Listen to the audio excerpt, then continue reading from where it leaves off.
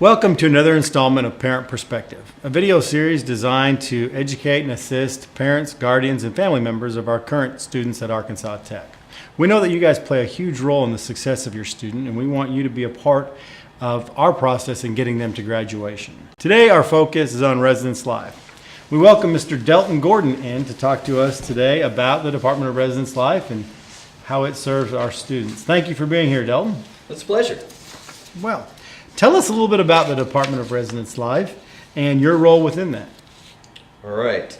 Basically, the Department of Residence Life manages the residence halls and apartment complexes on campus. We oversee the social connections that happen in the residence halls, as well as maintenance concerns, facility upgrades, and we're in charge of making improvements, maintaining, and repairing the residence halls. Great. How many students do we currently have on campus? We're just shy of 2,300. We have about 2,300 residents in 8 residence halls, 5 suites, and 2 apartment complexes. Cool, great. So aside from a bed and a roof, which is the necessities, what is the experience your department's trying to provide to our students who do reside on campus? I think the most important thing that we try to do is connect our students with other students that are living on campus, with student organizations, faculty and staff, get them immersed in the campus culture, get them involved, and help them make Arkansas Tech their home. Because we know when a student feels comfortable and is connected, things are going to be better. They're going to be better academically, better all around. Absolutely. That's great. No matter what floor or apartment area or suite a student lives on, each of those areas always has an RA, a resident assistant, assigned to that area. Can you talk a little bit about your expectations for the resident assistants and what their role is living in your facilities? Yes, our resident assistants are trained student staff members, really in the helping skills. They're there to answer questions, provide assistance, report maintenance concerns, and really help us determine what our students' needs are,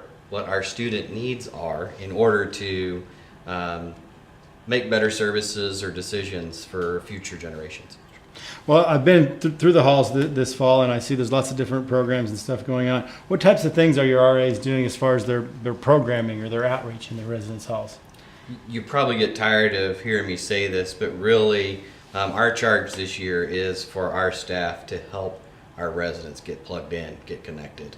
I'm going to say that probably a lot today. That is the most important thing. We do partner with Campus Life to provide educational and leadership programming through On Track. And our resident assistants are charged with bringing their residents to those programs as well. And other campus programs, things that the library does or departments may do. However, really the most important thing is those social connections, getting people out and about, getting connected, getting to know each other, and those types of things. So what advice would you give to a student living on campus for the first time as far as how do they use their RA or what is their RA for? The RA is, ideally the RA is promoting those social connections, reporting facilities concerns, and helping our staff address the needs of our students. So, they're kind of been there, done that, big brother, somebody who's experienced campus, who has, who understands where to go, when to do things, how to apply for things. So they're kind of like the mentor, the coach, but they also provide a lot of assistance for us to help us make decisions about where to go in the future. So kind of all in the name there. They're assisting residents in all facets, 24/7. Great. You touched on it a little bit about maintenance concerns. Should a student living on campus have a problem with their room or maybe with the laundry machine, what steps do students take to make sure that's repaired and addressed? There are a couple things that residents can do on their own. First, they can report a maintenance request through our website. That's one option. They can go to their RA. A lot of their RAs will give out their phone numbers, so text them, call them, or go to RoomPact and log in and send them an email, and those are things that can get addressed right away. You don't know who else to call or where to turn, come by our office, call our office, and we can help get that submitted too. Now, typically, the turnaround time on some of these basic concerns that happen, lights out, light bulbs out, a laundry machine, washing machine isn't fully draining. What is the typical turnaround time on those things? It really does depend on several different factors. How many, if it's the only light bulb in the room, if it's the only laundry machine in that facility. There's a lot of different factors that go into it. A lot of those may escalate quickly, even though they seem like basic issues, and get addressed right away. I would say typically our call out time is about 24 to 48 hours depending on the need, but a basic thing should be done in a couple of days. Good. Excellent. I know your staff does safety and security checks. I was in the halls the other day and have been talking to some students and seen some signs about that. Can you talk to us a little bit about what is a safety and security check, and why does your office do them? I think the main thing that we focus on is the safety and security, and then the educational component surrounding that. We want to make sure that our systems, our electrical systems, aren't overloaded, that there are not candles, fireworks, flammable materials, and a lot of times these are things that students wouldn't think of. But in a multi-person complex where it impacts so many other people, we just have to be a lot safer. And so we try to educate our residents about what they can have, what they can't have, and why that is, not just because we said so. I visited with a student earlier, and they said the safety and security check for them was a reality check that they do need to pick up their clothes and empty their trash and clean some things out. So maybe a little parental approach for cleanliness too is not a bad thing. As we approach here the end of the semester, we know that some of our students have roommates who are going to graduate. Some of them may transfer to another program. So we have students that have an empty spot in their room, or are going to have an empty spot in their room, or perhaps a new friend that they've made has an empty spot in their room. What is that process like for students? Where do they start if they want to try to fill that spot, or they want to try to move into another spot as we look towards the spring semester? So a couple different ways that they can approach this. One is to sit down and talk with their residence director and complete the transfer request form. Another way is to come to our office and meet with one of our staff members to have that completed.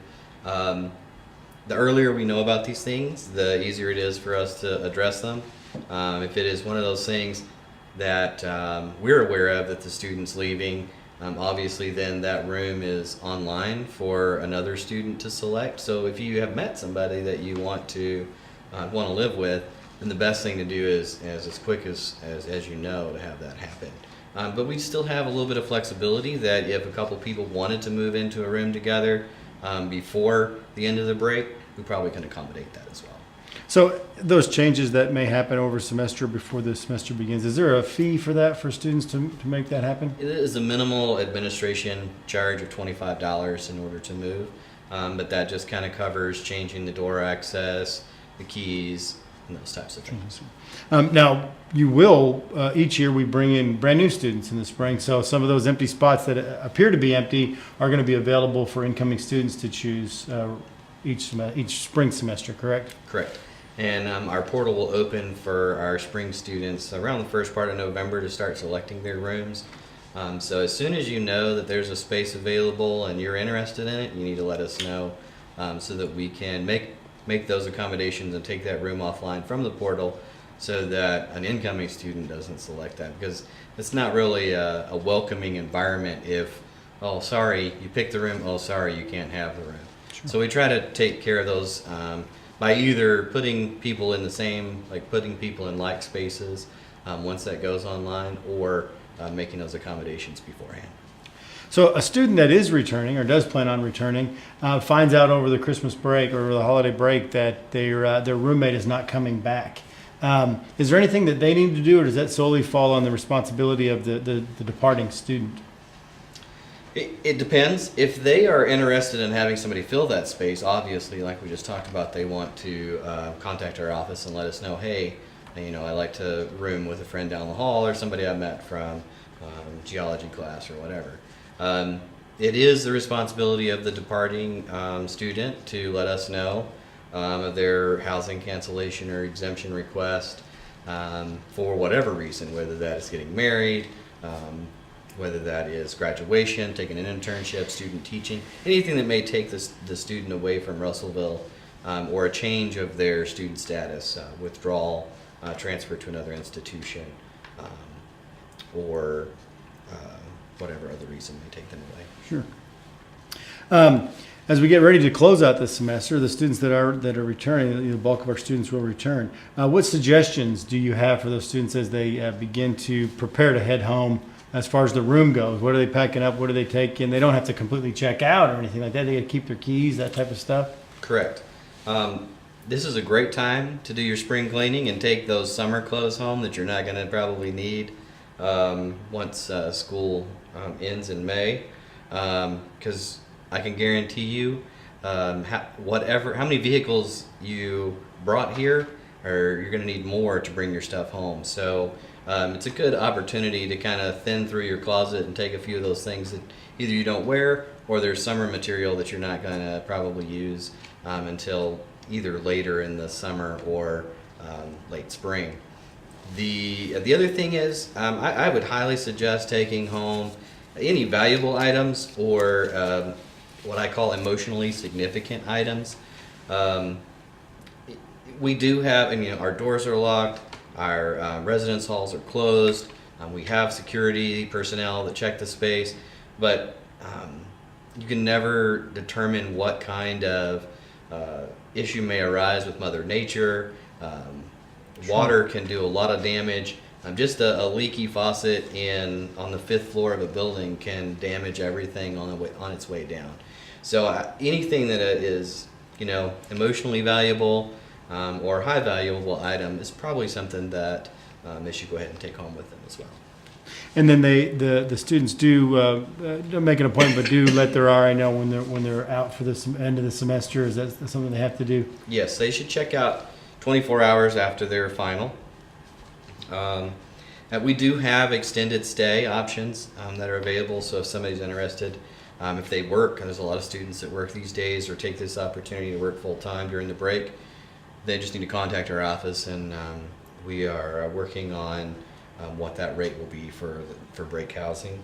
And so when getting started in spring 2019, when do the halls open back up for students? They'll open back up January 13th at noon, and anybody's welcome to come back then.